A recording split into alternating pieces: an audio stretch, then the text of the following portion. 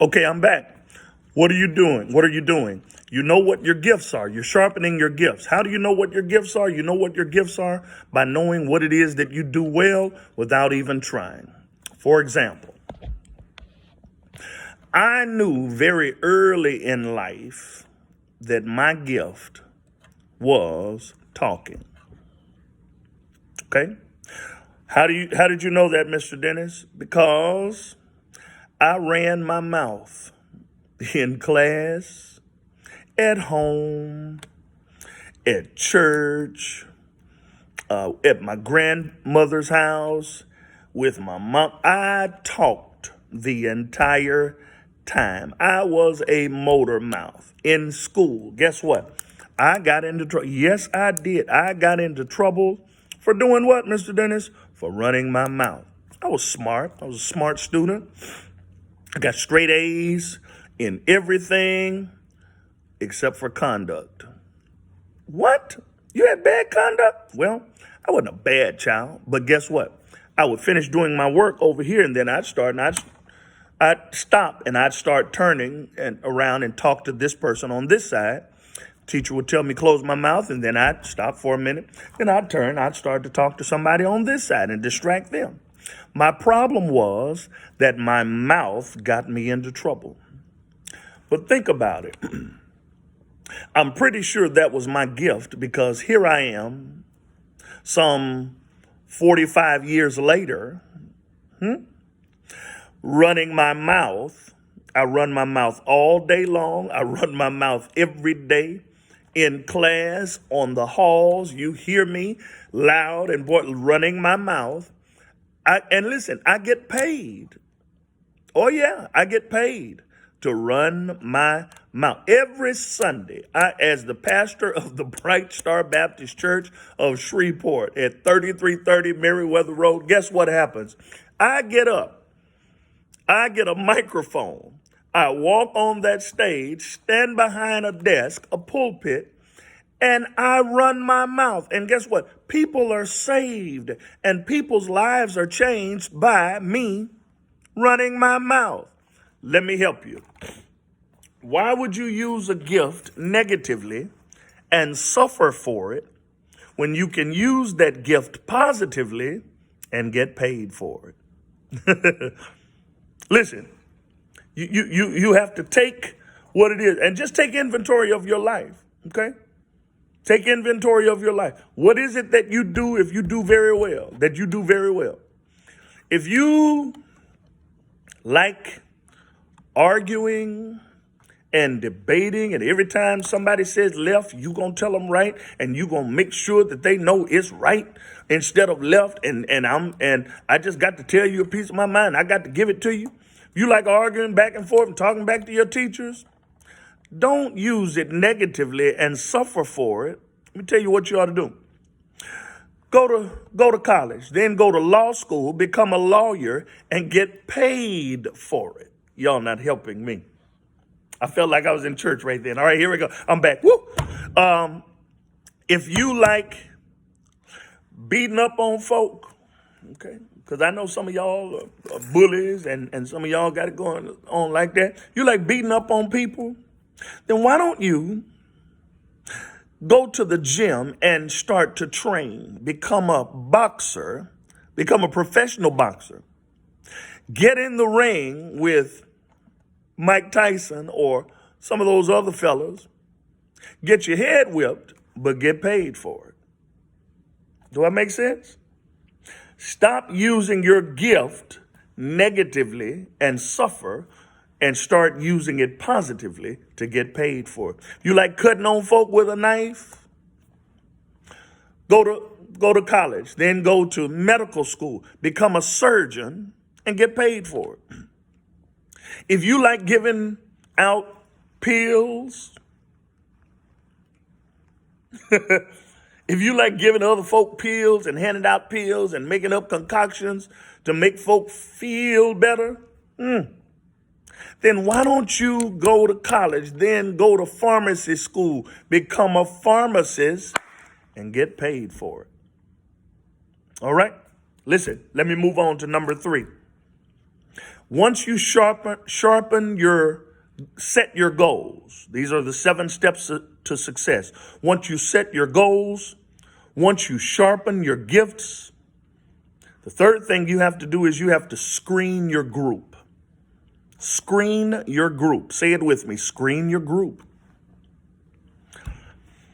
Why do I have to screen my group, Mr. Dennis? Well, because there are some folk that are around you that will hinder you from sharpening your gifts.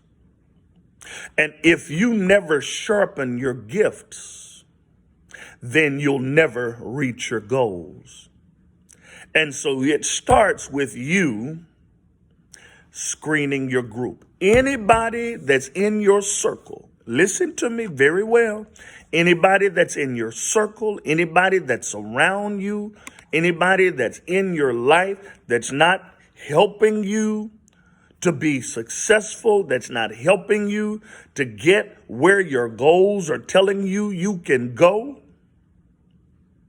and they're hindering you, getting you into trouble, keeping you in ISS, keeping you suspended and off campus, you need to screen your group. You need to get them out of your life. And you need to just tell them it's not personal, but tell them what the Bible says. May the Lord watch between me and thee while we're absent one from another. Screen your group. Go through your group. Look at your favorite 5 or your top 10 people in your life. If they're not helping you, chances are they're hindering you, and you don't need that. Number 4, in the steps to success, after you set your goals and sharpen your gifts and screen your group, you have to separate from garbage. Separate from garbage. Now, garbage can be tainted and negative people that are in your life. Garbage can also be a negative attitude and a negative mindset and bad habits.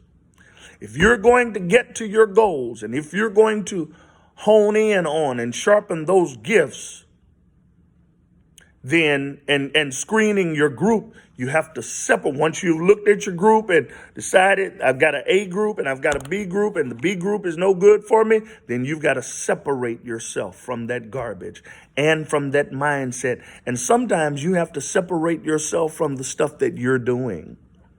Separate from garbage. Get rid of it. What do you do with garbage? You get rid of it. You throw it away. You don't leave garbage. At least I hope you don't. You don't leave garbage to sit up in your room, because it will stink and it will it will be nasty. All right? Separate from garbage. Next, number 5, in your 7 steps to success. Number 1, set your goals. Number 2, sharpen your gifts. Number 3, screen your group. Number 4, separate from garbage. Number 5, here it is. Strive for greatness. Strive for greatness. There is nothing in this world and in this life that you want to do that you cannot do, ladies and gentlemen, but you got to strive for it. That word strive gives the analogy that you're reaching out for something. How many of you have ever run track? When you get there and you're running track, you got a track runner. When they get towards the end of the race, they're running, especially when they're running in the sprints. They get to the finish line and there's a marker there. They reach out and they reach out for it. All right. You have to strive. You have to reach out for greatness. Greatness is not going to fall in your lap. Greatness is not going to hit you on the head. Ladies and gentlemen, you have to strive for greatness, which means you've got to sometimes push yourself. I'm tired. Don't worry about being tired. You can be tired later. Push yourself for the greatness that is within you. Press your way to the greatness that is within you. 7 steps to success. I've given you 5. Set your goals, sharpen your gifts, screen your group, separate from garbage, strive for greatness. Number 6, and I'm just about done, you have to secure your grip. Secure your grip. Say it with me. Secure your grip. Now, I just said in the last segment that sometimes you get tired. Sometimes you get weak. Sometimes you just don't want to do it. And sometimes you feel like you cannot hang on. Sometimes you feel like you can't make it. But that's when it starts to slip away from you, you secure your grip. I've always heard in my life that when you get to the end of your rope, what do? When the rope starts to ravel, you tie a knot in the end of it and you hang on. You have to secure your grip. Hold on. I know y'all from the hood. Some of y'all from Cedar Grove over here. Listen, they say secure the bag. You got to hold on to the bag. Hold on to the bag. Hold on to those things that are going to help you to be successful. Secure your grip. Hold on to it. What do you got to hold on to? Hold on to these positive words that I'm giving you today. What are you going to hold on to? Hold on to what your mother is telling you that's the right thing to do.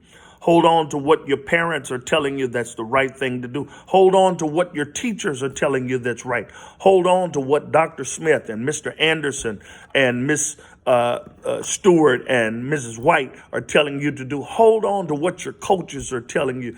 Just hold on. Do not ever give up. Don't ever give in. Life will happen and it will get hard, but you got to hang in there. You've got to hang in there. Here's the last point, and I'm done. You've got to set 7 steps to success. You got to set your goals. You got to sharpen your gifts. You have to screen your group. You have to separate from garbage. Get it out of there. Strive for greatness. Secure your grip. And then lastly, sustain your growth. Now think about it for a minute. Sustain your growth. Wherever you are right now in your life, in your high school career, you didn't start there. Let's be honest. Wherever you are in your life, you did not start there. When you started, you were probably very immature. You were probably all over the place. You were busy as a bee, a busybody, doing this, that, or the other. But as you've walked and gone through your high school career, as you've matriculated through your classes and through the years and through the experiences, there have been some things that have matured you. There are some things that have helped you to grow. Yeah, that's what you want to do. You want to grow. But you don't want to just grow, but you want to sustain your growth. There's no such thing as quick growth. You can't grow hair quickly. And I got a head full, but you can't grow hair quickly. You can't grow people quickly. It takes time for you to grow. But once you begin to grow, don't look back at your list and don't do anything that's going to hinder or stunt your growth. You have to sustain your growth so that you can continue to be the successful young man and the successful young woman that you were made to be, that God has called you to be, that you are destined to be. I'm done today. I'm through. Thank you for giving me this time. My name is Patrick Dennis again, Administrative Assistant here at Woodlawn Leadership Academy.